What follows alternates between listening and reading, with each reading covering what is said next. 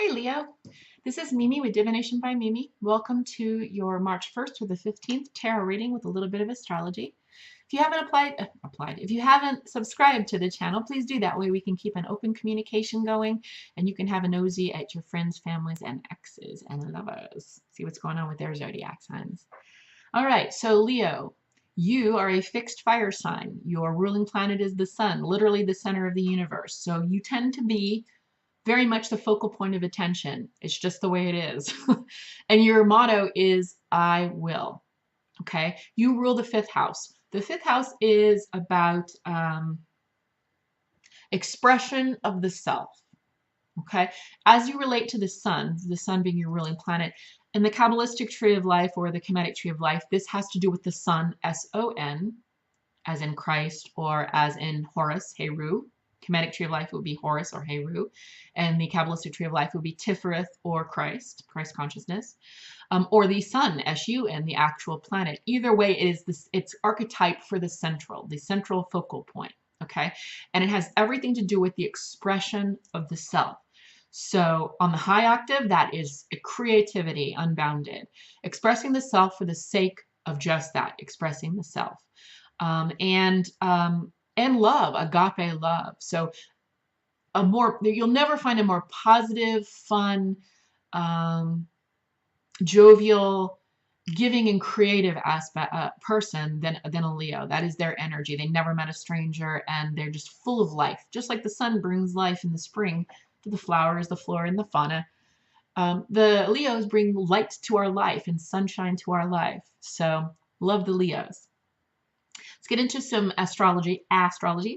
Firstly, there's a full moon in Virgo on the March the 1st or the 2nd, depending upon where you are. And this is a very positive and optimistic full moon.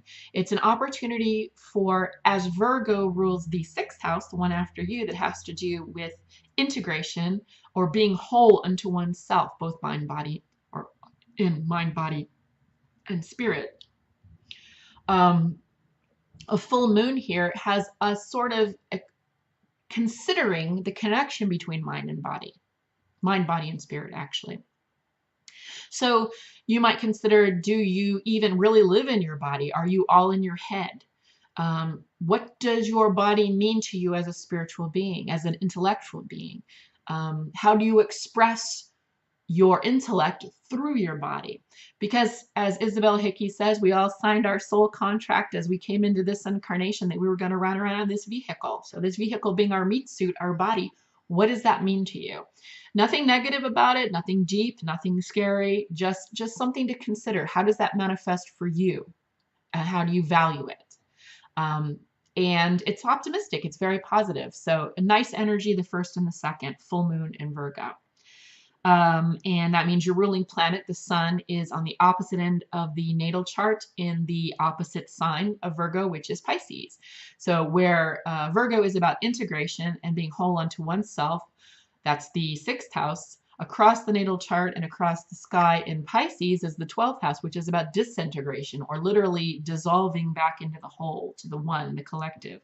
So very opposite energies. So your sun, your ruling planet is in Pisces at that time. And for this part of the month of March, this first half of the month, it is Pisces time. So that said, let's get into the fact that your ruling planet being in Pisces may not be a positive thing for you. Every person has a lot of different aspects in their chart, but I'm speaking to sun sign, or your sun or your moon, but however you want to view this particular reading. But the sun in Pisces, no matter where it falls in your chart, in that energy, it's not particularly happy. It is kind of like the star or a fireball drowning in the water. It's the beauty and the difficulty of Neptunian ruled Pisces is lack of focus. When I said disintegration and dissolution, dissolving into something, it literally is. So it's fleeting. There's no way of grasping at it or acting on it. It's sort of, you literally have to go with the flow. It's how it is. So Leo, being an active energy who likes to take charge, I will, right? I will's your motto. It doesn't really like the disintegrative, non-focal energy of Pisces. So not real happy. It will be moving quickly into Aquarius. It will feel a little bit better there, but not Aquarius, Aries. I'm sorry. It will be moving into Aries. You'll feel much more comfortable with your ruling planet in Aries, another fire constellation to feed that fireball. That is your energy. Let's move on to the next note, aspect of note, which is the 8th, when Jupiter, the expansive energy and ruler of the 9th house, which is Sagittarius, currently residing in the 8th house of Scorpio, will go retrograde. Now, it doesn't mean that Scorpio, which is normally expansive and illuminating, will now be dark and restrictive. It just means that you might see,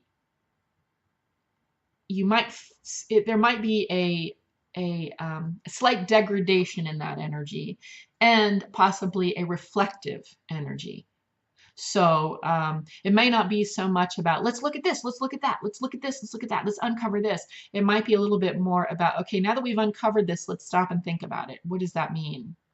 So the energy is placed slightly differently in the 8th house. And remember, the 8th house is Scorpio's house, which is about that deep stuff that nobody recognizes or wishes to acknowledge, but it's there and motivates everything.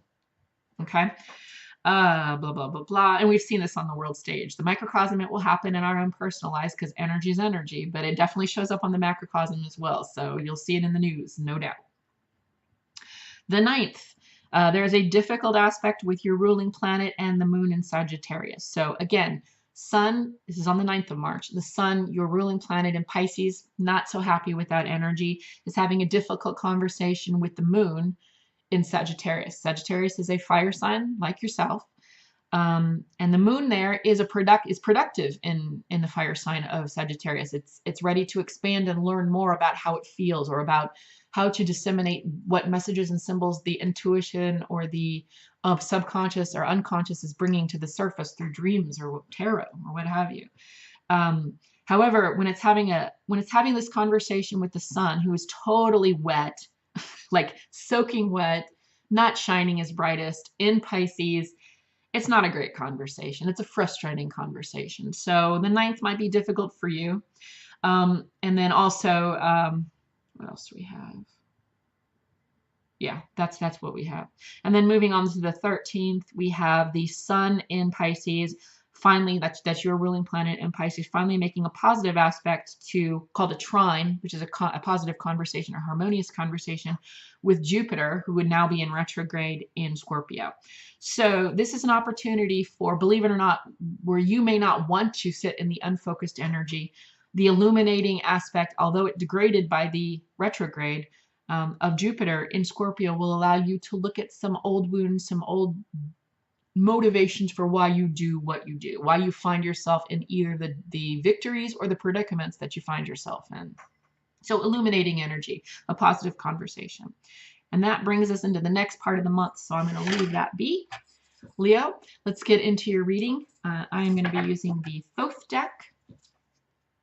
And this is it's illustrated, painted by, and conceptualized by Lady Frida Harris, with lots of input and way too much credit given to Aleister Crowley. But they both were initiates in the Golden Dawn and very learned occultists. So the imagery and the symbolism is beautiful in here. That's thanks to Lady Frida Harris.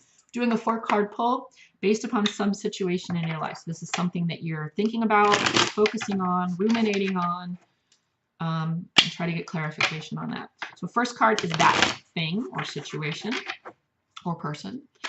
The positive aspect will be the second card. The third card is a negative aspect of that situation. And then final card is any guidance that Spirit has for you, Leo. So this is some situation in your life for Leo. Fixed fire, ruled by the sun, ruler of the 5th house. I will. For March 1st through the 15th, 2018. Ruling planet sitting in the very wet, drenched, damp, and unproductive by your standards 5 of Pisces right now. Let's see what's going on with Leo. Feel bad for you. You'll be feeling better soon when you're in Aries. I promise. Holy Hecate. What is Leo going through? What's on Leo's mind? What is Leo experiencing? Thank you. Ooh, okay, that was a lot. So there's a sense of sorrow, some heartbreak occurring. This is the Three of Swords. Positive aspect is swiftness. This is the Eight of Wands, fire energy. So there's messages coming through. Negative aspect is the Empress card. So far, all these cards are in the upright. This final card is Spirit, and it's the Six of Discs in reverse. So let's see what we got here. I might need clarification on yours. Oops. So you've been thinking about how you've been hurt. You could have been hurt by a person or a situation. I've got to say, though, it looks like it might be a maternal figure. Empress. Excuse me. Oh, excuse me. Because she's coming up here. Although she's not coming up in her low octave, this figure in your life is, this is the Empress. She's definitely the mother of the major arcana, archetypal mother, maternal figure. It doesn't have to be a female. Gender is an energy, so it could be anyone who has this energy about them, whether it's a father or a mother or a friend, some other social dynamic that you're in. But you got this on the high octave. So this issue is, this is a person who is loving, nurturing, abundant, full, feminine. This heartache that you feel with this person, it's difficult to tell if it has something to do with a romantic situation or something that is more familial, or if this is a friend.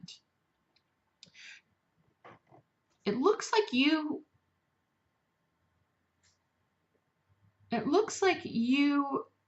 might have hurt this person. This is a person that you admire a great deal. This kind of maternal nurturing figure in your life, whether it's a friend or a lover or your actual mother. And right now you're feeling some pain, and it seems like it's self-focused. You're feeling a little bit of guilt over maybe how you've treated this person. On the positive aspect of this is swiftness. So this energy is Mercury in Sagittarius. Which is not a bad placement for Mercury. Mercury is fast-moving communications and thinking in a fast-moving and expressive and expansive energy that is Sagittarius, and it's wands. So an 8 is a stable eight is a stable number, which this is basically about communications, swift, fast, active communications. So it seems like you've hurt this person, okay? And you know that, and you're feeling that pain of having hurt them because you care about them. And you have actively, positively been sending your apologies. You've been actively trying to connect with them and communicate with them to let them know that you're sorry, that I value our friendship or I value our relationship, and I fucked up, I messed up. Now this is what I don't understand. Spirit's communication to you is the Six of Discs in reverse. So this is the success card, right? This would be in the Rider-Waite-Smith deck. This is the guy, the rich guy giving all the money from the scales. But it's in reverse. So it could be that it's delayed in being received by the person. This person over here that's been hurt might be still licking their wounds from the pain. They might be they might be not quite ready to trust and put their heart out again, become vulnerable again. So it seems like this is the vibe that I'm getting. You're feeling the pain of the loss of this person, or temporary loss of this person is what I'm getting, because you care about them. This is a very kind, loving energy. You've hurt them in some way, and you've done really pretty much everything that you have. 8 being a stable number, a closure number in a sense, an even number. You've energetically and passionately expressed either your love for them or your love and your regret for whatever occurred here. Okay, and Spirit is advising you that although the response from this person is not fast forthcoming as you would like, I'll get some clarification on this card here, but it's not that it's not going to come. It's not like they're not going to forgive you or you guys are not going to reconcile. What this is saying is that the process, the success that you choose to, that you're hoping to feel in what you've done in terms of trying to reconcile, might be a little bit delayed. And I have a feeling it has something to do with their slow to trust. Not just you, I think most people. I think that once hurt, this party here is so tender-hearted that they are closed off for a little bit and not really ready to jump right back out there again. In other words, when they're hurt by something, they take it very seriously, which is a sign of why you probably love them. They're sensitive and caring, so they don't take love or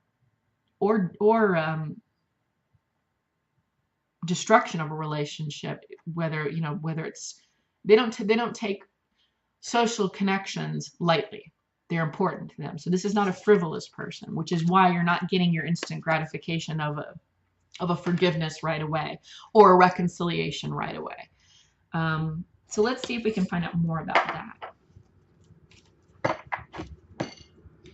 These are the Jungian archetype cards. Well, they're loosely based on Jungian archetypes. These are called the archetype cards, loosely based on Jungian archetypes. So, Holy Hecate, can I get some clarification on this delayed success as it relates to this pain with this nurturing maternal figure? And by the way, whoever this is part of your soul's journey. I'm not saying they're your soulmate, but this relationship, the dynamic that you have with this person, is part of your soul's evolution. So how you're handling this hiccup in the relationship here, the reason this is coming through as major arcana versus, say, I don't know, the Queen of Pentacles or the Queen of Cups, meaning that this is not only a person, but this is a life lesson for you. Okay, so let's see why there's a delay and why you need to know that there's a delay. Thank you. These are the empty cards. These are the frustrating empty cards here. So what this means is, it sounds so like I went to confession and this sounds like I'm so guilting you. I'm really not. When you get this, it means you have to look within for the answers. I'm sorry. I can pull from another archetype here, but because this is major arcana, in other words, there's no answer here. The answer is within, is what this is saying. You got it in the upright, meaning you're not ignoring it. I think you're ready to hear it, right? You're ready, and you may even have your eye on what it is, but there's something that you need to find out for yourself that's part of this soul's growth process, that's part of this karmic experience that you're having with this party, that only you can find out. Okay, yeah, I'm not going to seek further clarification because I actually think that would degrade that message, and because it was in the upright, I think you already know the manner in which to get your answer as to why it's delayed and why you have to experience the delay and why it's important in your life, in this incarnation, in your soul growth for this party, this relationship. All right, Leo, I hope this helped. This seems pretty specific, but it can be taken as a generalized energy if it's not it could be something else. Anyway, I'll shut up now. I hope it helped. If you have questions or comments, leave them in the comment section below the video. If you'd like to book a personal reading, please email me at mimimemes@hotmail.com. You'll find that email address in the description box below the video, along with my pricing, very reasonable. If you haven't done so, please subscribe. You'll see in the bottom right-hand corner of the video, there's a little sort of night sky there icon. Just click on that. You can subscribe there. Or you can subscribe with the subscribe link that's right there on your page. Other than that, that's all I've got for you. So have a beautiful rest of March or beginning of March and enjoy the lunations. Your sun, your ruling planet will be out of Pisces soon and moving into areas where you'll be much more comfortable and flexible and free to move. All right, Leo, you take care.